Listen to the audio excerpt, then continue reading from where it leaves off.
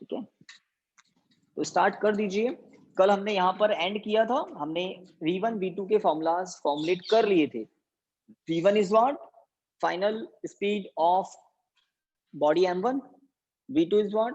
Final speed of body m2. Special case when m1 is equal to m2, V1 equal to,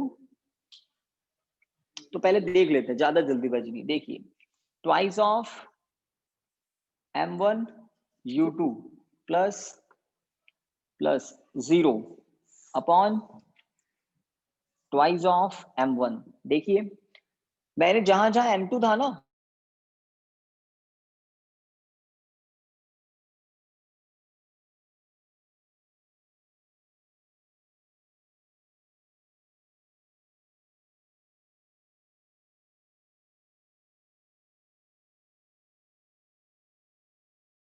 तो जैसे ही आप हो गया m1 plus m1, तो जहां जहां m2 था वहां वहां m1। अब आप देख सकते हैं ऊपर एक ही टर्म है, ये तो 0 है, 2 से 2 कैंसिल, m1 से m1 कैंसिल। इसका मतलब v1 equal to what? u2 and v2 equal to, तो सेकंड एक्सप्रेशन से देखें v2 क्या होगा। तो जहां जहां m2 है वहां वहां m1 पुट कर देते हैं, जहां जहां m2 है वहां वहां m1। तो ये हो गया twice of m1 u1 plus 0। सही बात, ऊपर देख लो, twice of m1 u1 as it is, यहाँ पर m1 माइनस m1 0 हो जाएगा, m2 के प्लेस पर m1 पुट कर सकते हैं, है ना, इक्वल है इसलिए m1 plus m1 to m1। तो v2 इक्वल टू क्या लिखें? u1। तो क्या पता लग रहा है इन दोनों बॉक्स से? अगर इक्वल मासेस की दो बॉडीज इलास्टिक कोलिजन करती है, तो आफ्टर कोलिजन क्या होता है? उनकी स्पीड म्यूचुअली एक्सचेंज हो जाती है, ये पता लगता है। उनकी स्पीड म्यूचुअली एक्सचेंज हो जाती है। फर्स्ट बॉडी की स्पीड मिल जाती है, फर्स्ट बॉडी को स्पीड मिल जाती है सेकंड बॉडी की, सेकंड बॉडी को स्पीड मिल जाती है फर्स्ट बॉडी की। आफ्टर कोलिजन स्पीड एक्सचेंज हो जाती है। कब? जब इक्वल मासेस की बॉडी कौन सा कोलिजन करे? इलास्टिक कोलिजन करे। ठीक बात। और वो कैरम वाला एग्जांपल भी, यस कोई कुछ कह रहे हैं? बोलिए। केस 2,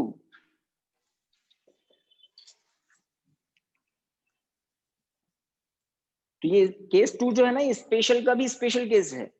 ये स्पेशल केसेस होते हैं क्या? When m1 is equal to m2 and u2 equal to 0। तो u2 इक्वल टू 0 लिखते ही इसका मतलब क्या है? m1 मास का मूविंग ऑब्जेक्ट m2 मास के रुके हुए ऑब्जेक्ट को हिट करता है ना। तो u2 0 है, मतलब सेकंड बॉडी रुकी हुई थी। तो कैरम वाला एग्जांपल, कॉइन से कॉइन को हिट करें हम कैरम में, तो कॉइन आइडेंटिकली होते हैं मासेस में, तो आइडियली तो नहीं पता, लेकिन हमारे लिए सारे कॉइन कैसे होते हैं? आइडेंटिकल, एक जैसे, इन मास नॉट इन कलर। ठीक है, तो हम एक कॉइन से दूसरे कॉइन को अगर हिट करते हैं, तो मूविंग कॉइन रुके हुए कॉइन के प्लेस पर रुक जाता है, और रुका हुआ कॉइन मूविंग कॉइन की स्पीड से मोशन करने लग जाता है। ठीक है, तो स्पेशल का भी स्पेशल केस क्या होगा? देन v1 इक्वल टू,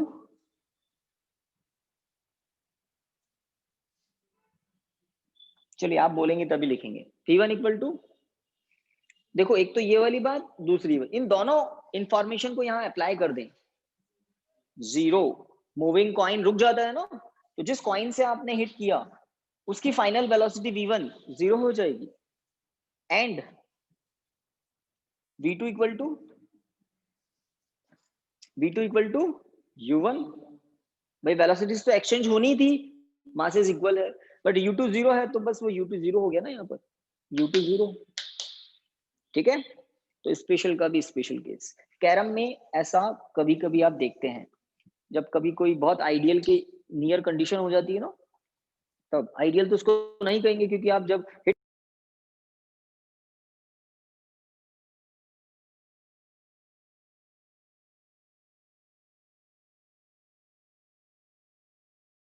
कर होता ही। ओके, तो आई थिंक ये दोनों स्पेशल केसेस आपने नोट डाउन कर लिए होंगे। आगे बढ़ सकते हैं, जो घर पे है वो भी बताइए। है ना? Yes, sir. थोड़ा बता दें, ठीक है ना? आगे बढ़ सकते हैं।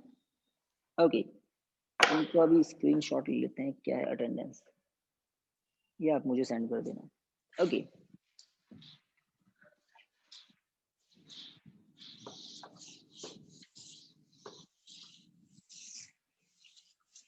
तो आज नेक्स्ट जो आपको टॉपिक लिखना है वो है energy loss in inelastic collision. Energy loss in inelastic collision.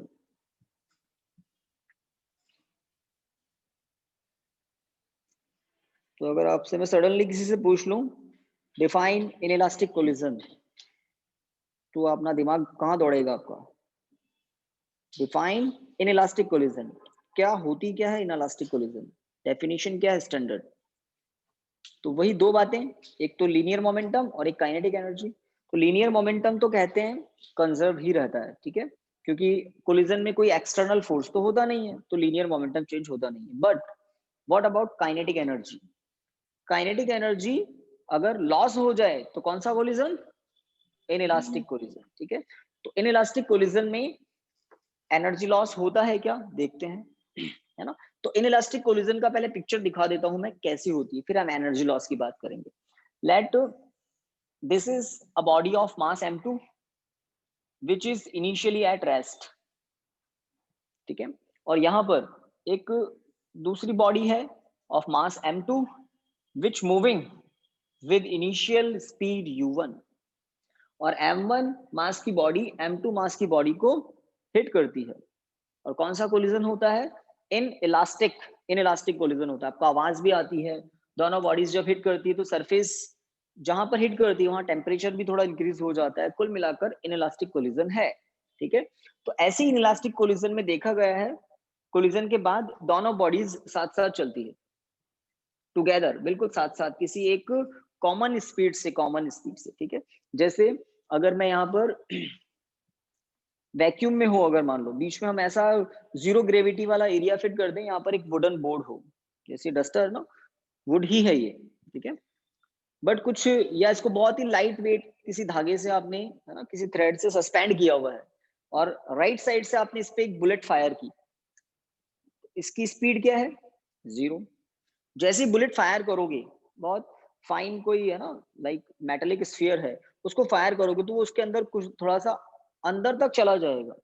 Would है, मेटल तो है नहीं, इसके अंदर फिट हो जाएगा, इमर्ज हो जाएगा इसके अंदर, और ये दोनों साथ आगे जाएंगे। दोनों कौन? बुलेट इसके अंदर है और ये खुद भी है, ये दोनों साथ आगे जाएंगे। ऐसा नहीं है कि बुलेट यहीं रह जाएगी आगे चला जाएगा, हाँ, वो तो किस में होता है? इलास्टिक में, बताया था ना अभी कैरम वाले कॉइन में। बट अगर इनइलास्टिक है तो बुलेट इसके अंदर चली जाएगी, जहां पर बुलेट ने हिट किया वहां कोई हाथों हाथ चेक करे तो वहां टेम्परेचर भी बढ़ जाता है, आवाज भी आती है। इनइलास्टिक कोलिजन है, कोलिजन के बाद दोनों साथ जाते हैं, ठीक है। तो ऐसा कोई एग्जाम्पल हम ले रहे हैं, ऐसा ही लेना है। तो इन दोनों बॉडी,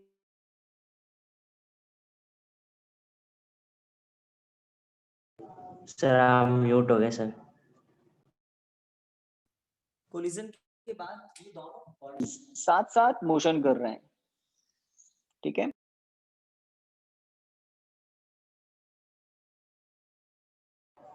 सर म्यूट हो गए सर आप फिर से।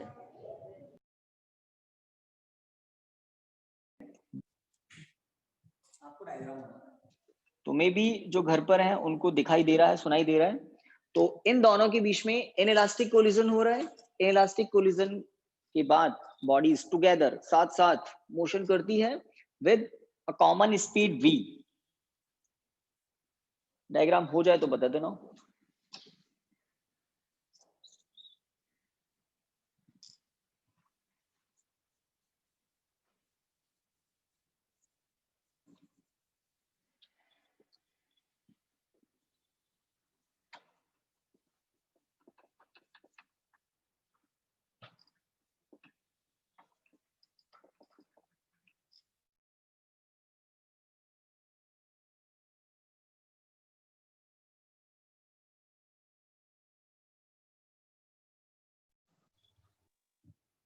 वाईफाई जरूरी होता है,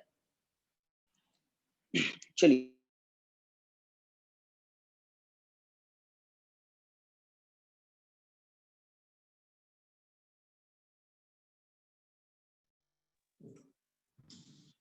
लिखिए, consider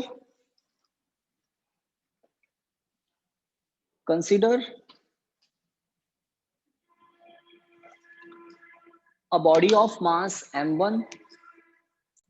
Consider a body of mass m1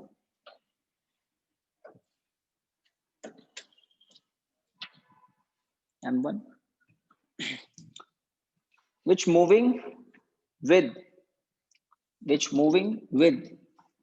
speed u1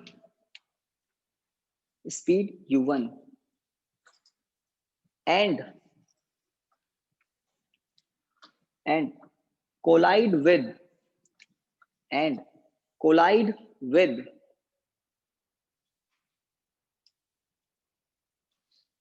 a body of mass m2 and collide with a body of mass m2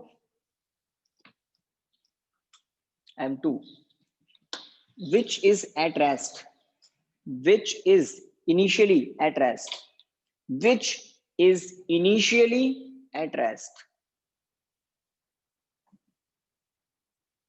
full stop. तो कोलाइड लिखा है, अब कोलिजन हुआ है, कोलाइड मतलब कोलिजन हुआ है। अब कोलिजन में भी आपको पता है टाइप, इलास्टिक भी होता है, इनलास्टिक भी होता है। हम इस टॉपिक में इनइलास्टिक की बात कर रहे हैं। तो अब आगे लिखिए, फुल स्टॉप के बाद लिखिए, after inelastic collision,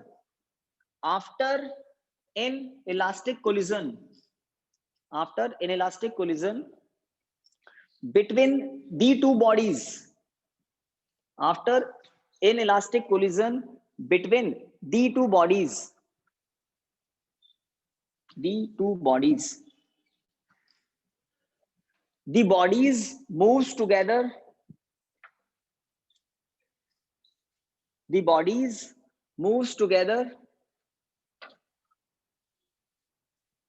with a common speed v. The bodies moves together with a common speed v as shown in figure. Full stop. As shown in figure. Full stop. Done. तो एक simple सा diagram जो आपको दिख रहा है उसके बारे में हमने सब कुछ लिख दिया। कौन सा collision? Inelastic collision. Inelastic collision में ऐसा हो सकता है, इलास्टिक में ऐसा कभी पॉसिबल ही नहीं है ना। इलास्टिक में ऐसा कभी पॉसिबल नहीं, इलास्टिक में ऐसा पॉसिबल है। ओके, अब जैसा कल मैंने आपको बताया था, दो पिलर होते हैं, एक लीनियर मोमेंटम से एक इक्वेशन बनाते हैं, एक काइनेटिक एनर्जी से बनाते हैं। तो कोई सा भी कोलिजन हो यूनिवर्स में, कोलिजन में लीनियर मोमेंटम चेंज नहीं होता। व्हाई? चलिए बताइए। बिल्कुल सही है, 1 मार्क का क्वेश्चन, बिल्कुल सही बताया आपने। Because in collision there is no external force. Collision कह रहे हैं हम, है ना, एक्सटर्नल फोर्स नहीं होता है, इंटरनल फोर्स होता है। एक बॉडी दूसरे पर अप्लाई करती है, दूसरी पहले पर अप्लाई करती है, तो इंटरनल फोर्स है, एक्सटर्नल नहीं है। इसलिए सिस्टम का ओवरऑल, पूरे सिस्टम का लीनियर मोमेंटम चेंज नहीं होता है। हाँ, अगर इलास्टिक कोलिजन है तो काइनेटिक एनर्जी भी चेंज नहीं होती है, सिस्टम की कंजर्व रहती है। बट इन इलास्टिक में टोटल एनर्जी चेंज हो जाती है, काइनेटिक एनर्जी का कुछ लॉस हो जाता है। हम प्रूव करेंगे कि यह लॉस हो जाता है, हम प्रूव करेंगे, आता है प्रूव, है ना। चलिए लाइन चेंज करके लिखिए, from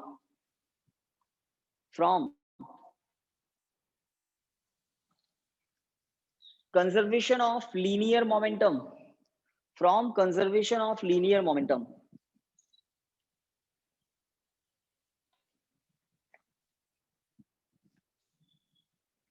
from conservation of linear momentum। कल भी लिखा था ना हमने, क्या लिखा था? linear momentum before collision of the system, after collision। लिखिए,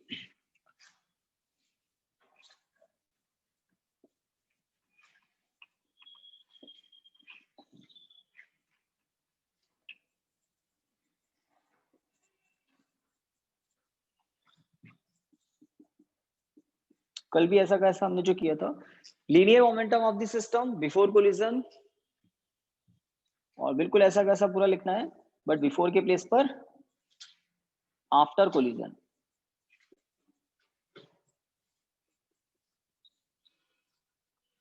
equal to linear momentum of the system after collision.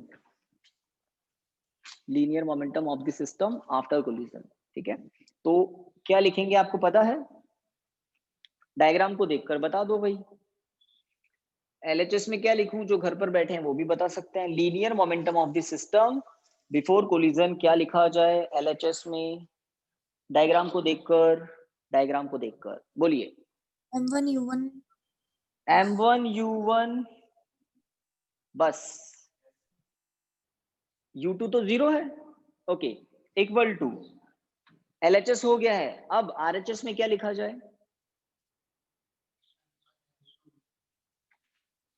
m1 plus m2 plus क्यों लगाया? टुगेदर, साथ साथ जा रहे हैं, किस स्पीड से? v स्पीड से। ठीक है, तो इक्वेशन बन गया।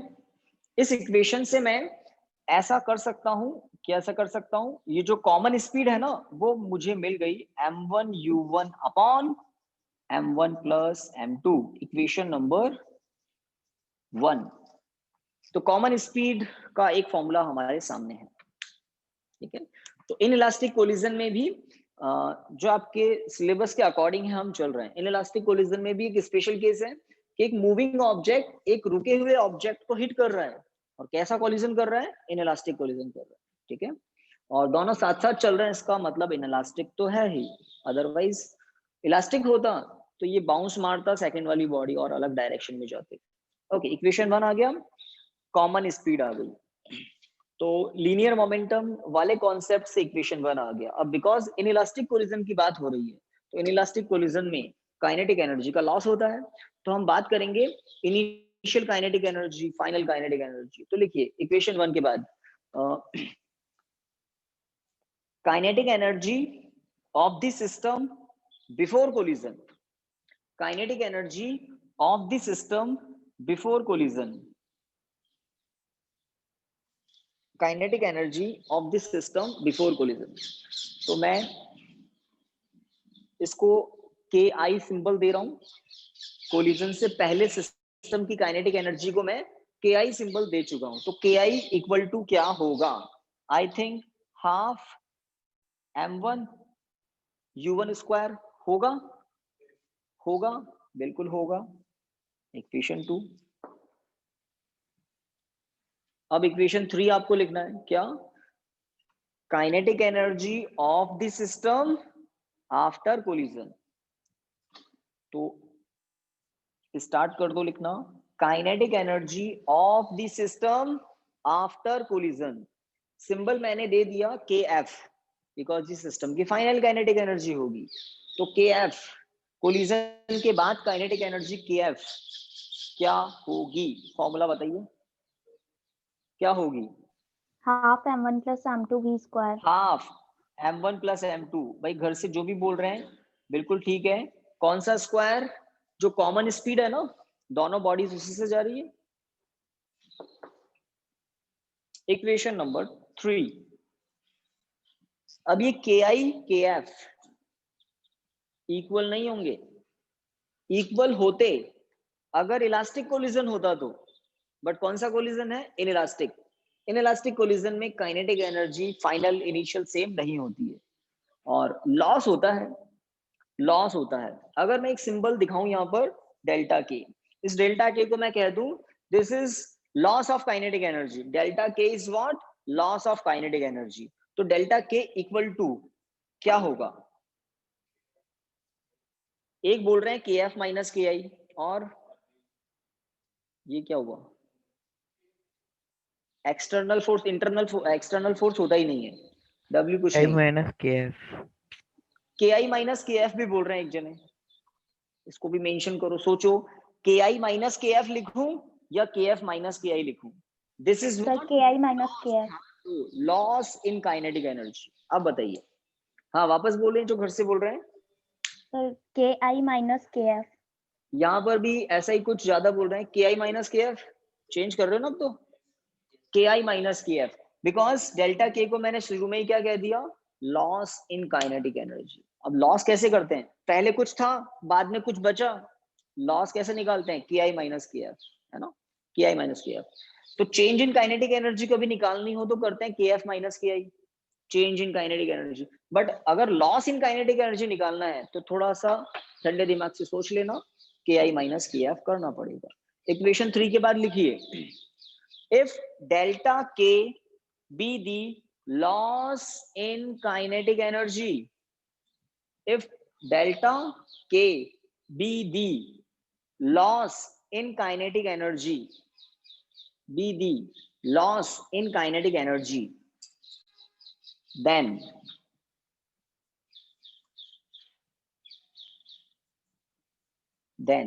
delta k equal to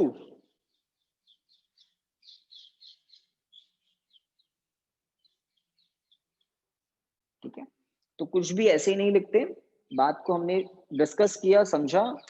अब लिखिए then delta K equal to के आई माइनस के एफ।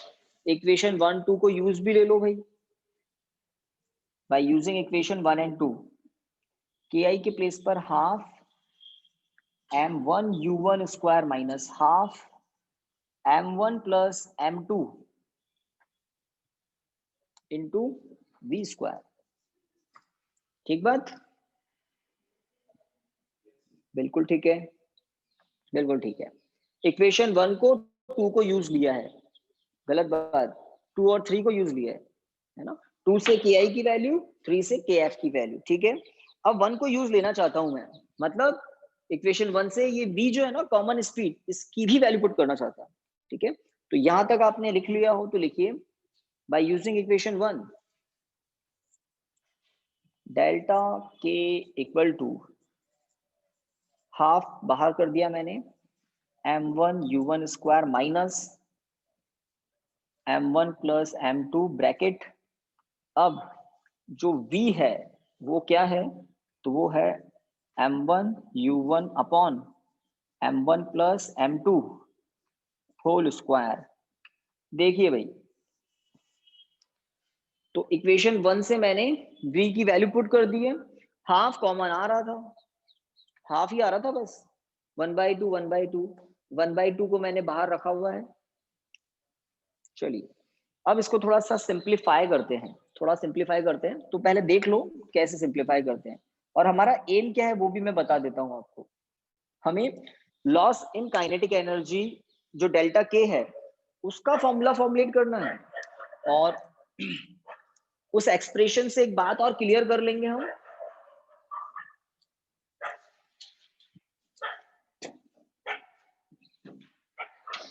ओके उस एक्सप्रेशन से एक बात और क्लियर कर लेंगे कि डेल्टा के पॉजिटिव आएगा और उसका पॉजिटिव होना हमें बता देगा कि लॉस होता है। डेल्टा के की पॉजिटिव वैल्यू हमें इंफॉर्मेशन दे देगी कि लॉस होता है। ठीक है ना, चलिए हाँ, तो सिंप्लीफिकेशन के लिए आप देख सकते हैं यहाँ m1 प्लस m2 है, यहाँ भी m1 प्लस m2 है, बट ऊपर दिख रहा है ना होल स्क्वायर है।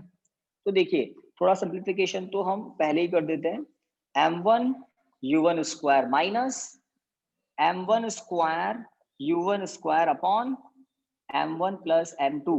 बात डाइजेस्ट हो रही है, देखकर पता लग रहा है कुछ, यहाँ m1 प्लस m2 की पावर 1 है, यहाँ m1 प्लस m2 की पावर 2 है, तो एक तो कैंसिल हो गया, अब ये पावर 1 ही बची इसकी। ठीक है, m1 का भी स्क्वायर है, u1 का भी स्क्वायर है। ठीक है,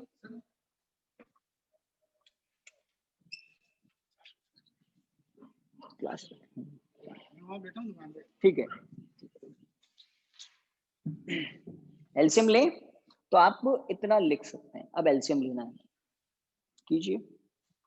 कुछ मिस कर दिया क्या मैंने लिखना, कुछ कॉमन आ रहा है? अभी जरूरत नहीं है ना, अभी जरूरत नहीं है, अभी जरूरत किसकी है, एलसीएम लेने की। ठीक है ना, एलसीएम लेते हैं, m1 प्लस m2, तो यहाँ पर 1 है, कुछ भी नहीं है तो डिनोमिनेटर में, तो देखिए क्या होगा, तो m1 u1 स्क्वायर जो है उसका प्रोडक्ट होगा किससे, m1 प्लस m2 से, m1 u1 स्क्वायर का प्रोडक्ट होगा m1 प्लस m2 से, तो क्या आएगा, आएगा m1 square u1 square plus m1 m2 u1 square minus, तो पहले इन दोनों टर्म को देख लो, m1 u1 स्क्वायर का प्रोडक्ट हो गया m1 प्लस m2 से, सही हुआ है। m1 u1 स्क्वायर का प्रोडक्ट हुआ m1 प्लस m2 से, माइनस माइनस अब क्या, ये term as it is m1 u1 square m1 square u1 square, कुछ कैंसिल हो रहा है ना, this is positive term, this is negative term, cancel. तो एक ही टर्म बची m1 m2 u1 स्क्वायर। तो delta k loss in kinetic energy क्या आ रही है, 1/2 m1 m2 u1 square upon m1 plus m2. This is the expression of loss in kinetic energy, m1 m2 u1 square upon m1 plus m2। और इस expression को देखकर एक बात क्लियर हो रही है कि ये एक्सप्रेशन कभी नेगेटिव नहीं हो सकता, इम्पॉसिबल ये कभी नेगेटिव हो जाए। मास कभी नेगेटिव होते हैं क्या, नहीं होते। स्पीड का स्क्वायर है, स्पीड वैसे भी पॉजिटिव होती है, उसका स्क्वायर है पॉजिटिव, 100% पॉजिटिव होगा u1 भी। मास कभी नेगेटिव होता नहीं, u1 का स्क्वायर है पॉजिटिव होगा, इसका मतलब डेल्टा k ऑलवेज पॉजिटिव होगा। This expression shows us there is always some loss in kinetic energy in elastic collision. In elastic collision में काइनेटिक एनर्जी का लॉस होता ही है। ki की वैल्यू ज्यादा होती है kf से, तभी तो डेल्टा के पॉजिटिव आया है। ki की वैल्यू ज्यादा होती है kf से, तभी तो डेल्टा के पॉजिटिव आया है। लॉस होता है, ठीक है, बाद में एनर्जी कम हो जाती है, लॉस होता है। और ये लॉस किसकी फॉर्म में होता होगा, sound energy, heat energy, generally इस फॉर्म में होता है, ठीक है। तो लिखिए इस एक्सप्रेशन के बाद, आई थिंक सब पहुंच गए ना यहां तक। लिखिए from the above expression, we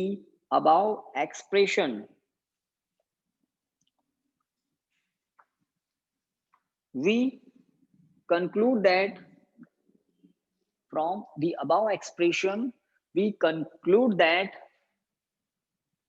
there is always some loss,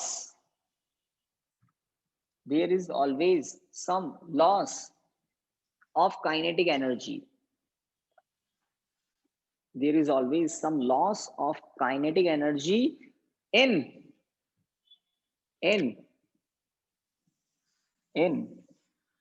inelastic collision, full stop, in inelastic collision। तो ये जो फाइनल स्टेटमेंट आपने लिखा है, यही स्टेटमेंट क्वेश्चन बन के आ जाता है। शो दैट, बस ये पूरा, show that there is always some loss in elastic collision. तो आपको प्रोग्राम स्टार्ट करना है डायग्राम बनाकर। इक्वेशन 1 कॉमन स्पीड के लिए था, then equation 2 initial kinetic energy, कहता है ना before collision. Equation 3 final kinetic energy after collision, ठीक है। और उसके बाद चेंज इन काइनेटिक एनर्जी नहीं, दिमाग से हटा देना इस टॉपिक में कि change in kinetic energy, loss in kinetic energy, समझ रहे हैं, लॉस इन काइनेटिक एनर्जी। तो लॉस इन काइनेटिक एनर्जी क्या होता है, इनिशियली कुछ थी और फाइनली जो बची, लॉस इन काइनेटिक एनर्जी। अगर कोई चेंज इन काइनेटिक एनर्जी लिख दे तो फिर उसको kf माइनस ki करना पड़ेगा, और वो आएगा नेगेटिव, 100% नेगेटिव आएगा, फिर फंस जाओगे आप, है ना। तो ध्यान रखना डेल्टा k क्या है यहाँ पर, लॉस इन काइनेटिक एनर्जी, और वो होता है ki माइनस kf, लॉस, ठीक है। जैसे कोई बिजनेस स्टार्ट किया, इनिशियली जो भी फंड था, इनिशियल फंड, अब 1 साल के बाद फिर चेक किया भाई प्रॉफिट हुआ या लॉस, तो फाइनल फंड क्या है उसको देखेंगे। अब प्रॉफिट लॉस पता कैसे लगाएंगे, इनिशियल क्या था माइनस फाइनल कितना है, उसी से पता लगेगा ना। अगर पॉजिटिव है इसका मतलब लॉस हुआ है, इनिशियल ज्यादा था फाइनल कम है, और वो नेगेटिव आ जाए इसका मतलब लॉस नहीं हुआ है, प्रॉफिट हुआ है। तो अगर डेल्टा के नेगेटिव आ जाता तो 100% हम कहते कि लॉस नहीं हुआ है, सोचा ही गलत है हमने, लॉस नहीं हुआ है, गेन हुआ है। बट डेल्टा के पॉजिटिव आ गया, इसका मतलब इसको लॉस सोचा था ना, लॉस ही हुआ है, पॉजिटिव आ गया कि ओके। तो आगे बढ़ सकते हैं, देखो टाइम कितना हुआ है, ठीक है, बिल्कुल ठीक है ना। तो नेक्स्ट हेडिंग लिखिए 2D इलास्टिक कोलिजन। 2D से समझ गए ना, 2 डायमेंशनल, 1D होता है 1 डायमेंशनल,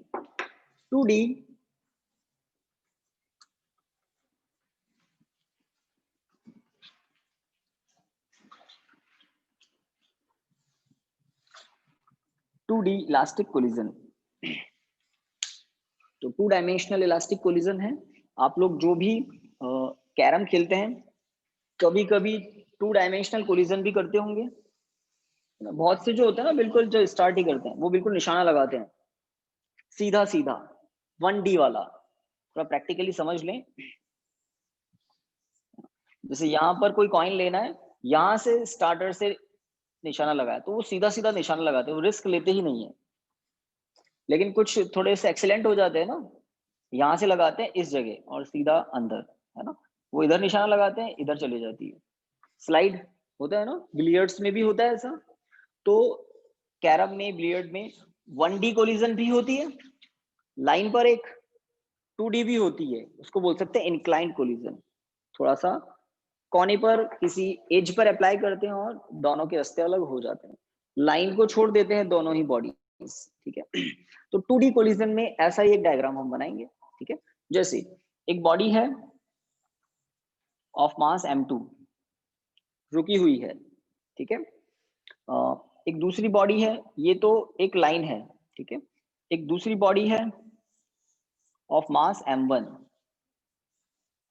m1, और इसकी स्पीड है u1, हॉरिजॉन्टल डायरेक्शन में है u1, देख रहे हैं ना, हॉरिजॉन्टल डायरेक्शन में है u1, और ये है रुकी हुई बॉडी q2 इक्वल टू 0। अब ये वाली बॉडी इसको यहाँ कहीं हिट करेगी, देख रहे हैं ना, थोड़ा सा डाउन दिख रहा है इसका हाइट। अगर इसको थोड़ा सा ऊपर करके इस लाइन पर ले आऊं तो 1D हो जाती, बट इसको मैंने हल्का सा नीचे किया। जब ये बॉडी आएगी तो यहाँ कहीं कांटेक्ट होगा, कांटेक्ट एरिया ये होगा, पॉइंट ये होगा, तो ये वाली बॉडी ऊपर चली जाएगी और इसका क्या होगा, ये डाउनवर्ड चली जाएगी। इलास्टिक लिखा है ना, इलास्टिक कोलिजन ही है, ठीक है। तो जैसी कोलिजन होगी ये ऊपर चली जाएगी, नीचे चली जाएगी, ठीक है। अब उसके बाद क्या होगा, तो late this is the line, जो मूविंग बॉडी है ना, ये उसकी लाइन है, लाइन ऑफ मोशन। और जब इसको हिट करती है तो ये वाली बॉडी इस डायरेक्शन में, this is the body of mass m2 moving with speed v2, 2 है ना m2, इसकी स्पीड को मैंने v2 से लिखा है। रुकी हुई थी बट m1 मास की बॉडी जो मोशन में थी उसने हिट किया है इसको, ऑब्वियसली मोशन तो कर रही होगी, ठीक है। और इसकी जो डायरेक्शन ऑफ मोशन है उसको मैं अगर बैक इंक्रीज करूं, कोलिजन के बाद एक स्ट्रेट लाइन में ही जाएगी, जब तक कोई दूसरी कोलिजन नहीं होगी इससे स्ट्रेट लाइन में ही चलती रहेगी, ठीक है। Let this is the angle θ1 with horizontal. और ये जो m1 मास की बॉडी है ये भी इस लाइन पर नहीं रहेगी, इसकी लाइन चेंज हो जाएगी। अब ये ऊपर होगी या नीचे होगी, यहाँ पर कोलिजन हुआ है, नीचे होगी या ऊपर होगी, डाउनवर्ड ही होगी प्रैक्टिकली, है ना। इस वाली बॉडी ने उस डायरेक्शन में इसको भेज दिया तो खुद कहाँ चले जाती है, बिकॉज ऑफ रिएक्शन डाउनवर्ड। तो लेट जो सेकंड वाली बॉडी है, सॉरी m1 मास की जो बॉडी है वो कुछ डाउनवर्ड डायरेक्शन में किसी फाइनल स्पीड v1 से m1 मास के लिए v1 स्पीड से मोशन कर रही है, और हॉरिजॉन्टल डायरेक्शन से इसका कुछ एंगल है लेट θ2, कुछ भी हो सकता है एंगल, θ1 θ2 जनरल एंगल्स हैं। तो आपको 2D कोलिजन का, और वो भी कौन सी, इलास्टिक, 2 डायमेंशनल इलास्टिक कोलिजन का पहले तो ये डायग्राम बनाना है। अब आपकी बुक में देखेंगे कि दोनों बॉडीज एक ही लाइन पर दिखा दी, अगर एक ही लाइन पर है तो 2D कैसे होगा, वो तो 1D हो जाएगा। तो ये थोड़ा सा लाइन के ऊपर होती है तब जाकर 2D कोलिजन होती है प्रैक्टिकली, अदरवाइज इम्पॉसिबल है।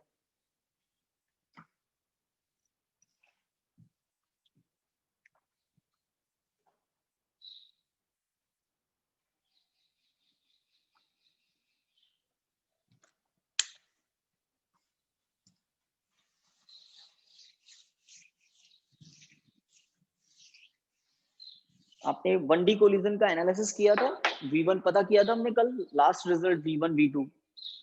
1D कोलिजन तो बहुत सिंपल है, 2 डायमेंशनल कोलिजन बहुत बहुत कॉम्प्लिकेटेड है ना। बट आपके लिए एक अच्छी इंफॉर्मेशन क्या, 2 डायमेंशनल इलास्टिक कोलिजन कंप्लीट आपके सिलेबस में है ही नहीं, कंप्लीट सिलेबस में नहीं है। तो कितना है, जितना है उतना हम करेंगे। आपके सिलेबस में डायग्राम है, बना लिया। आपके सिलेबस में इस डायग्राम को देखकर 3 इक्वेशंस फॉर्म की गई है, तो हम उन 3 इक्वेशन का फॉर्मेशन करेंगे विद रूल, है ना। तो कुछ रूल्स आप जानते हैं, उन रूल्स को हम फॉलो करते हुए, उन रूल्स को ओबे करते हुए फॉर्मेशन करेंगे उन 3 इक्वेशंस का। और मेरे हिसाब से तो 10% 2D कोलिजन आपके सिलेबस में है। फिर उन इक्वेशंस के प्रोसेसेस से हम फाइनल स्पीड पता लगाते हैं V1 V2, है ही नहीं, है ना। तो जितना पोर्शन है उतना ही करें, मैं एडवाइस ये देता हूँ। और एक और बात बाद में बताऊंगा, ठीक है। चलिए पहले ही बता देता हूँ, 2 डायमेंशनल कोलिजन आपके बुक में जितना है ना, उतना भी कभी एग्जाम में नहीं आता, क्योंकि ये कंप्लीट नहीं है। डायग्राम है, इक्वेशंस हैं, उसका सॉल्यूशन सिलेबस में नहीं है। 2011 में जब ये बुक आई थी तब से यही चला आ रहा है नहीं। हाँ, बट काफी अच्छी इंफॉर्मेशन मिलती है 11th के बाद। जब 12th के बाद कंपटीशन एग्जाम कब आप करोगे, तब यहाँ पर ये जो कंपोनेंट हम डिवाइड करते हैं, ये इंफॉर्मेशन, इक्वेशन कैसे बनती है, ये जो नॉलेज है वहां काम आती है। तो अभी डायग्राम थोड़ा सा कंप्लीट नहीं है, पहले डायग्राम की बात करते हैं। मुझे बताइए, लीनियर मोमेंटम स्केलर क्वांटिटी है या vector? Linear momentum P equal to mv scalar है या वेक्टर? वेक्टर। वेक्टर क्वांटिटी है, बिल्कुल सही बात है। Vector. लीनियर मोमेंटम क्या होता है, mass into velocity, mass into velocity. यहाँ तो हम क्या मैग्नीट्यूड ले रहे थे, इसलिए मैं स्पीड बोल रहा हूँ, but linear momentum vector quantity होती है, ये सब जानते हैं, बिल्कुल सही बात है। तो जब m1 मास की बॉडी हॉरिजॉन्टल डायरेक्शन में जा रही थी, तो इसका लीनियर मोमेंटम था m1 u1, इसका लीनियर मोमेंटम था m1 u1, ठीक है। आफ्टर कोलिजन, कोलिजन के बाद फर्स्ट बॉडी m1 मास की जो बॉडी है, उसका हॉरिजॉन्टल डायरेक्शन में मोमेंटम बता दो कोई मुझे, डायग्राम को देखकर। फर्स्ट बॉडी का इनिशियली हॉरिजॉन्टल मोमेंटम कितना था, m1 u1। फर्स्ट बॉडी का फाइनल हॉरिजॉन्टल मोमेंटम कितना है? Sir, m1 v1 cos theta 2. m1 v1 cos theta 2, बिल्कुल सही। किसी की आवाज आई थी और आप भी यही सोच रहे हैं शायद। देखें, तो m1 v1 तो क्या है, इसका टोटल लीनियर मोमेंटम, और उसका भी मैं कह रहा हूं हॉरिजॉन्टल डायरेक्शन में कंपोनेंट क्या होगा, m1 v1 cos थीटा 2, ठीक है। इसी तरह से आप मुझे बता सकते हैं सेकंड बॉडी का हॉरिजॉन्टल डायरेक्शन में लीनियर मोमेंटम क्या होगा, सेकंड बॉडी का? m2 v2 बिल्कुल cos सही। थीटा 1। हाँ, तो थोड़ा चेंज करते हैं ना हम डायग्राम में, आप भी करेंगे मैं भी करूंगा। क्या चेंज करेंगे, जहां थीटा 1 है ना, वहां पर 2 कर दो, थोड़ा सा, है ना, सिमिलरिटी हो जाएगी। और जहां थीटा 1 है वहां थीटा 2 कर दो। ये हमारे कंट्रोल में होता है, अगर आप चेंज नहीं करते तो भी रॉन्ग नहीं होता, जैसा दिख रहा है हम वैसा कर देते। बट हम चाहते हैं, अभी तो स्टार्टिंग ही की है ना, चेंज ही कर देते हैं। चलिए, तो एंगल चूंकि यहाँ पर हमने क्या कर दिया, थीटा 1, तो यहाँ पर थीटा 1 है। अब सेकंड बॉडी का हॉरिजॉन्टल डायरेक्शन में मोमेंटम, अब क्या लिखूं, m2 v2 cos theta 2, angle आपको दिख रहा है cos थीटा 2। एक बात ध्यान दें, है ना, यहाँ पर मैं वर्टिकल लाइन ड्रॉ कर रहा हूं नीचे की तरफ भी, और थोड़ा सा इसको अपवर्ड डायरेक्शन में भी इंक्रीज कर देते हैं। तो ये जो वर्टिकल लाइन मैंने ड्रॉ की है, अपवर्ड एंड डाउनवर्ड, तो पहले मुझे बताइए इस अपवर्ड डायरेक्शन में कुछ लीनियर मोमेंटम होगा क्या? होगा तो क्या होगा बता दो। इस डायरेक्शन में लीनियर मोमेंटम क्या है सिस्टम का? बिल्कुल सही, m2 v2 sin theta 2, linear momentum second body का वर्टिकल डायरेक्शन में। लीनियर मोमेंटम फर्स्ट बॉडी का वर्टिकली डाउनवर्ड होगा, वर्टिकली अपवर्ड, वर्टिकली डाउनवर्ड, दो ही डायरेक्शन होती है वर्टिकल। तो इसका तो है वर्टिकली अपवर्ड, इसका होगा वर्टिकली डाउनवर्ड एक कंपोनेंट, और कंपोनेंट आप समझ गए होंगे क्या होगा, m1 v1 sin थीटा 1, यहाँ 2 लिखा है, यहाँ 1 है, ठीक है। आपको भी ये कंपोनेंट वाले काम और करने हैं, जल्दी कर लो।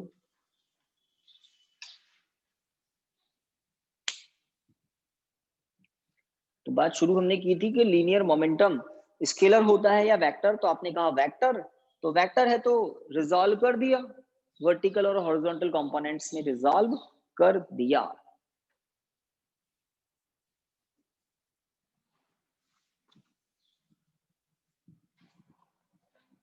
हाँ भाई, आई थिंक डन,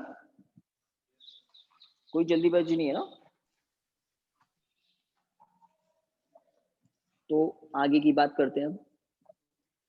मैंने आपको कहा था 2D collision, 2D elastic collision syllabus में कंप्लीट नहीं है, बहुत थोड़ा सा पोर्शन है। उस थोड़े से पोर्शन में दो पार्ट हैं, एक डायग्राम है और दूसरा इक्वेशंस है। अब इस डायग्राम को देखकर हमें 3 इक्वेशंस बनानी है, 2 for linear momentum, 1 for kinetic energy. तो इलास्टिक कोलिजन की डेफिनेशन के अकॉर्डिंग लीनियर मोमेंटम कंजर्व रहता है, प्लस काइनेटिक एनर्जी भी कंजर्व ही रहती है, ठीक है। तो हम दो इक्वेशन लीनियर मोमेंटम के कैसे बनाएंगे, एक हॉरिजॉन्टल डायरेक्शन का और एक वर्टिकल डायरेक्शन का।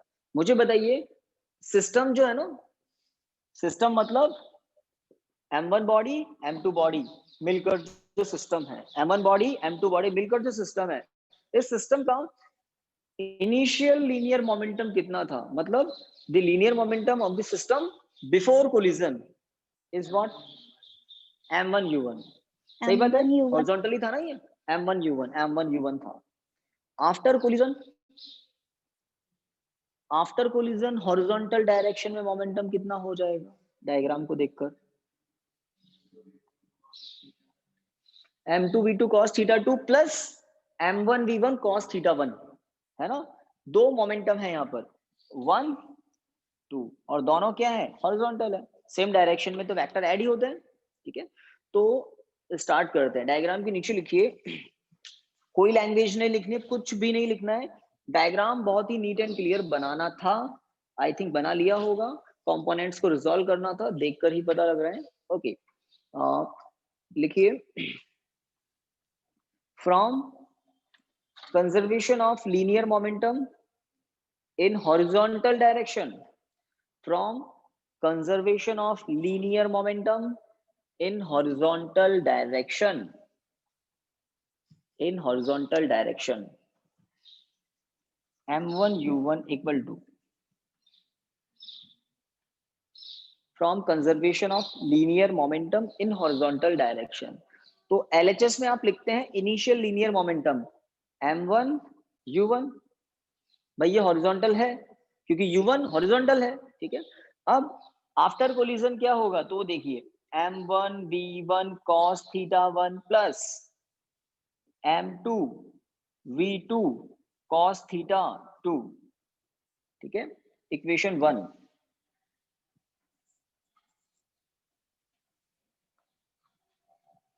ओके, कौन सा कोलिजन है ये, 2D कोलिजन है ना, तो इसका ओनली हॉरिजॉन्टल मोमेंटम ही नहीं बचेगा, वर्टिकल भी होगा।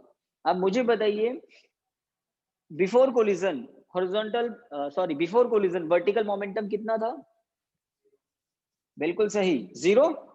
तो बिफोर कोलिजन, चलिए स्टेटमेंट लिखिए, इक्वेशन 1 के नीचे लिखिए, क्या स्टेटमेंट लिखते हैं वही लिखना है, from conservation of linear momentum in vertical direction, vertical, from conservation of linear momentum in vertical direction, in vertical direction. तो हम रूल ब्रेक नहीं करते, हम पहले लिखेंगे 0, है ना। कोलिजन से पहले वर्टिकल मोमेंटम कितना है सिस्टम का, कोलिजन से पहले वर्टिकल मोमेंटम कितना है, कुछ भी नहीं है, 0। आफ्टर कोलिजन बताओ, नहीं, थोड़ा सा लॉ से चलते हैं ना, आपने बचपन से पढ़ा होगा, इस ऊपर वाली डायरेक्शन को आप पॉजिटिव लेते हैं, डाउनवर्ड डायरेक्शन को नेगेटिव लेते हैं, ऐसा कुछ है ना। तो हम ऐसे लिख देते हैं m2 v2 cos theta 2 minus m1 v1 cos theta 1। एक मिनट, हाँ cos तो आएगा ही नहीं, वर्टिकल डायरेक्शन, तो ट्रिग्नोमेट्रिक रेशियो क्या आएगा, साइन आएगा। इक्वेशन 2, वर्टिकल डायरेक्शन में कंजर्वेशन है तो फिर इसका मतलब ये जो ब्रैकेट है ये 0 के इक्वल है, ठीक है। m2 v2 sin theta 2 minus m1 v1 sin theta 1 0 के इक्वल है। और थोड़ा सा दिमाग लगाएं तो ट्रांसफर करके इसका मतलब इक्वल होंगे। इस पूरे मोमेंटम की वैल्यू, इस पूरे मोमेंटम की वैल्यू मैग्नीट्यूड में सेम होगी। ऐसा होता है कब, जब 2D इलास्टिक कोलिजन हो रही हो। जब इनिशियली वर्टिकल डायरेक्शन में मोमेंटम नहीं था, फाइनली भी नहीं होगा, फाइनली भी नहीं होगा। सर यस बोलिए। सर है ना, फर्स्ट इक्वेशन में भी तो फिर सर ये साइन, नेगेटिव साइन यूज लेंगे ना, माइनस m1 u1 होना हाँ चाहिए। भाई, यहाँ पर पॉजिटिव साइन क्यों है, क्योंकि अगर कोई भी दो वेक्टर सेम डायरेक्शन में हो तो क्या होता है, ऐड होता है। और वेक्टर अगर ऑपोजिट डायरेक्शन में हो तो क्या होता है, सबट्रैक्शन होता है। सीधी सी बात, वेक्टर सेम डायरेक्शन में हो तो ऐड हो जाता है, और अपोजिट डायरेक्शन में हो तो सबट्रैक्शन होता है। ठीक बात, सर बस इतनी सी बात है। हाँ बोलिए। सर ये जो m1 u1 दिया हुआ ना सर LHS के अंदर, ये नेगेटिव होना चाहिए ना, हाँ भाई क्यों, क्योंकि सर फिर ये भी तो अपोजिट डायरेक्शन में ही हो रहा है। अच्छा नेगेटिव करना है क्या, तो फिर ऐसे करो, यस सर। समझ गए, यस सर। कुछ समझे, ये भी सही है। और हमने जो लिखा हुआ है ना इक्वेशन 1 रजिस्टर में जो आपने लिखा है वो भी सही है। आई थिंक आप समझे आप। तो यस हम सर। ट्रांसफर करके इसको ऐसा भी कर सकते हैं। हाँ मैंने अभी कहा था ना, इसको ट्रांसफर करके आप ऐसा कर सकते हो ना, यस सर। ठीक है। तो बट लॉ ब्रेक नहीं करना है, लॉ ब्रेक नहीं करना है, रूल ब्रेक नहीं करना है। Initial momentum equal to final momentum, initial momentum equal to final momentum, जो आएगा वो लिखेंगे, जो आएगा वो लिखेंगे, बट लॉफुल लिखेंगे, ठीक है। इक्वेशन 2 के बाद अब आप थर्ड इक्वेशन का नंबर ले सकते हैं, और जो कि लास्ट काम होगा हमारी क्लास का। बताइए किसका इक्वेशन बनाएंगे, बिल्कुल सही सोच रहे हैं, काइनेटिक एनर्जी का, ठीक है। तो लिखिए भाई, ऐसा क्यों करेंगे, क्योंकि कौन सा कोलिजन है, इलास्टिक है। 1D हो या 2D हो, इलास्टिक है ना, काइनेटिक एनर्जी भी कंजर्व रहेगी। लिखिए from from law of conservation of kinetic energy, from conservation of, law नहीं आएगा है ना, लॉ नहीं आएगा, वर्ड हटा देना law. From conservation of kinetic energy, from conservation of kinetic energy.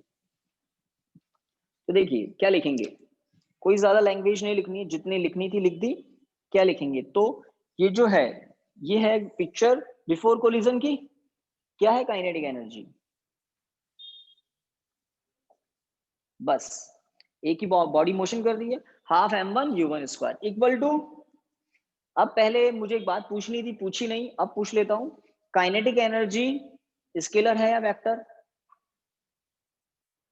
बड़ा सन्नाटा हो गया, स्केलर है सर। Scalar vector. भाई, वेक्टर भी बोलने लग गए बच्चे।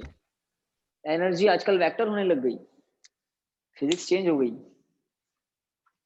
भाई। एनर्जी तो स्केलर होती है, वर्क एनर्जी, एनर्जी के बहुत सारे फॉर्म होते हैं, potential energy, kinetic energy, heat energy, electrical energy, chemical energy. कोई डायरेक्शन नहीं होती है, एनर्जी स्केलर क्वांटिटी है, वर्क स्केलर क्वांटिटी है, दोनों की यूनिट जूल होती है ऐसा यूनिट में, ठीक है। तो है ना, थोड़ा ज्यादा नहीं सोचना है, नॉर्मल। एनर्जी कैसी क्वांटिटी है, स्केलर, स्केलर है तो फिर पूरी की पूरी वैल्यू लिख दी। अब ये किस डायरेक्शन में बॉडी जा रही है हमें कोई मतलब नहीं है, इसकी काइनेटिक एनर्जी कितनी है ये बताओ। और सिमिलरली ये बॉडी कहाँ जा रही है हमें कोई मतलब नहीं है, किस स्पीड से जा रही है इससे मतलब है। तो काइनेटिक एनर्जी कितनी है इसकी, हाफ m1 v1 स्क्वायर, और उसकी कितनी है, हाफ m2 v2 स्क्वायर। ये v1 v2 दिख रहा है ना, आफ्टर कोलिजन स्पीड है।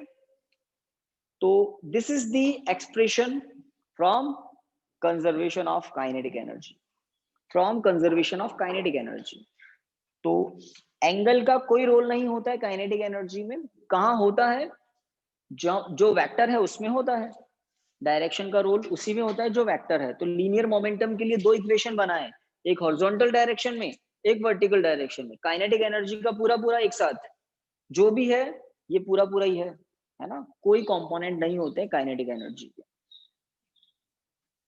तो अगर आपसे इक्वेशन बनाने के लिए पूछ ले गलती से, लोकल एग्जाम में पूछे भी जा सकते हैं, तो आपको ऐसा कुछ करना होता है। बट टॉपिक बिकॉज सीबीएसई में कंप्लीट ही नहीं है। टॉपिक कंप्लीट कब होता, जब आपसे V1 V2 के एक्सप्रेशन डेराइव करने के लिए कहते, इन तीनों इक्वेशन को यूज लेकर V1 V2 का पता लगाया जाता है। बट लेंथी एक्सप्रेशन है, 2-2.5 पेज और भर जाते हैं, नहीं है, ठीक है ना। ओके, तो इसके साथ हमारा ये जो चैप्टर है ना, इसके बड़े टॉपिक तो एंड हो जाते हैं। एक डेफिनेशन बचती है जो आप आई थिंक 9th क्लास से जानते हैं। इस चैप्टर का क्या नेम है, वर्क, पावर, एनर्जी, है ना। मैंने वर्क की डेफिनेशन आपको स्टार्टिंग में लिखवाई थी, एनर्जी की भी आपने लिख ली थी, आप ही ने बताई थी, रेट ऑफ डूइंग वर्क नहीं, हाँ, स्ट्रेंथ ऑफ डूइंग वर्क या कैपेसिटी ऑफ डूइंग वर्क। एक पावर की डेफिनेशन बाकी है, लिख ली हो तो बताओ मुझे। आई थिंक नहीं लिखी होगी, आई थिंक नहीं होगी ना। तो लास्ट एक डेफिनेशन लिख लेते हैं, पावर। पावर को आप किससे रिप्रेजेंट करते हैं, आई थिंक कैपिटल P से ही करते होंगे, है ना, पावर। तो पावर की डेफिनेशन लिखेंगे और डेफिनेशन से फिर एक फॉर्मूला, नया फॉर्मूला जो आप शायद नहीं जानते होंगे वो हम बात करेंगे। लिखिए, the rate of doing work is called power. The rate of doing work is called power. Rate of doing work is called power. देखो, हमेशा ऐसा नहीं होता है कि कभी पावर आपको रेट ऑफ डूइंग वर्क से ही मिलेगा, नहीं। जैसे कोई इलेक्ट्रिक बल्ब है, इलेक्ट्रिक गैजेट है, ट्यूबलाइट है, एलईडी है, इन पर भी पावर लिखा होता है, 10 वॉट, 20 वॉट, 50 वॉट, 100 वॉट। अगर कोई गीजर है, अगर कोई हीटर है तो उसमें 500 वॉट, 1000 वॉट, 2000 वॉट लिखा होता है। तो जैसे कोई बल्ब जल रहा है तो वो क्या वर्क कर रहा है, वो तो और एनर्जी को कंज्यूम कर रहा है। कोई इलेक्ट्रिक गैजेट है वो क्या कंज्यूम करता है, इलेक्ट्रिक एनर्जी को कंज्यूम करता है। तो एक्चुअल में जनरल डेफिनेशन तो यही है जो आपने लिखी है, और आप जानते भी होंगे शायद, हमने ये स्टैंडर्ड डेफिनेशन ही लिखी है, the rate of doing work is called power. But कभी कभी rate of doing work power नहीं होता है, rate of consuming energy is also called power. Rate of consuming energy is also called power. अगर कोई electric bulb है, LED bulb, तो किस रेट से एनर्जी कंज्यूम कर रहा है वो उसका पावर है। अगर ज्यादा वॉट का बल्ब है तो वो पर सेकंड ज्यादा एनर्जी कंज्यूम करेगा, और ज्यादा वॉट का है कोई हीटर तो वो पर सेकंड और ज्यादा इलेक्ट्रिक एनर्जी लेता है। तो पावर की स्टैंडर्ड डेफिनेशन तो यही है जो आपने लिखी है, the rate of doing work is called power. But कभी कभी rate of consuming energy is also called power, ठीक है। तो लिख लें आप, और करके किसके लिए कह रहा हूँ, इलेक्ट्रिक अप्लायंसेस जो होती है ना उनके लिए, क्योंकि न्यूमेरिकल्स आते हैं तो बच्चे थोड़े से कंफ्यूज होते रहते हैं कि वर्क कहाँ हो रहा है। तो इलेक्ट्रिक एनर्जी जो कंज्यूम हो रही है ना वो भी पावर होता है। लिखिए, the rate of consuming energy, तो ये नई बात बता रहा हूँ जो आपको बुक्स में भी नहीं मिलेगी, बट न्यूमेरिकल्स करते हैं तब ये नॉलेज काम आती है। The rate of consuming energy is also called power, also लगा देना, इज ऑल्सो कॉल्ड पावर। अब जो स्टैंडर्ड फॉर्मूला होता है पावर का, I think P equal to W upon T, rate of doing work बोल रहे हैं ना, ठीक है। W की बात कर लें तो W होता है F डॉट X, वेक्टर लगा देना, कोई मना तो नहीं करेगा। F dot X, force displacement का डॉट प्रोडक्ट क्या होता है, W डॉट प्रोडक्ट मतलब स्केलर प्रोडक्ट, ठीक है।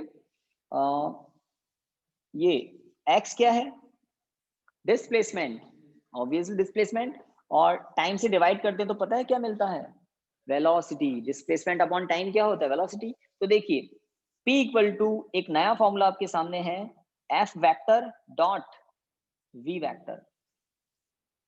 अगर आपको किसी बॉडी पर फोर्स कितना लग रहा है बता दिया, वेलोसिटी बता दी, तो आप पावर बता सकते हैं उस मोमेंट पर कि फोर्स कितना पावर ट्रांसफर कर रहा है बॉडी पर, F डॉट V। F एक वेक्टर है, V दूसरा वेक्टर है, उनका डॉट प्रोडक्ट क्या है, पावर। तो एक फॉर्मूला तो आप जानते थे, ये नया फॉर्मूला भी ध्यान रखना है, 11th में काम आ सकता है, ठीक है। पावर की ऐसा यूनिट क्या होती है ये बता दूं, वॉट। जेम्स वॉट थे, जितनी भी ऐसा यूनिट आपको मिलेगी ना वो किसी ना किसी साइंटिस्ट के रेस्पेक्ट में होगी। ये मैजिक कैसे हुआ?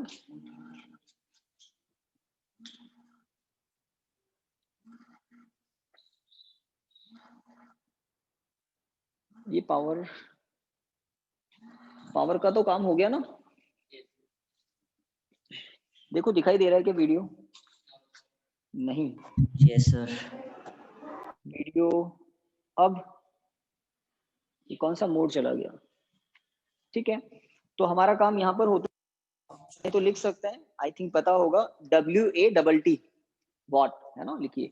दी SI unit of power is what. तो मुझे एक फॉर्मूला आपको बताना था जिस पर स्टार लगा हुआ है, बाकी तो ऑर्डिनरी बात है, पावर 9th क्लास में भी पढ़ते हैं बच्चे, तो इस फॉर्मूले का ध्यान रखना, ठीक है। एक और बात बताई थी, the rate of consuming energy is also called power. किसी भी इलेक्ट्रिक गैजेट पर वॉट लिखा रहता है ना, तो आप समझ जाना कि ये किस रेट से पावर लेता है, ठीक है। जिस पर ज्यादा लिखा हो वो ज्यादा रेट से पावर लेता है, इलेक्ट्रिक एनर्जी लेता है, ठीक है। थैंक यू स्टूडेंट्स, आज की क्लास को यहाँ स्टॉप करते हैं। कल आप बुक लेकर आएंगे, न्यूमेरिकल्स करेंगे, कल भी क्लास होगी। Thank you. Thank you, sir. Okay. Thank you, sir. Thank you, sir.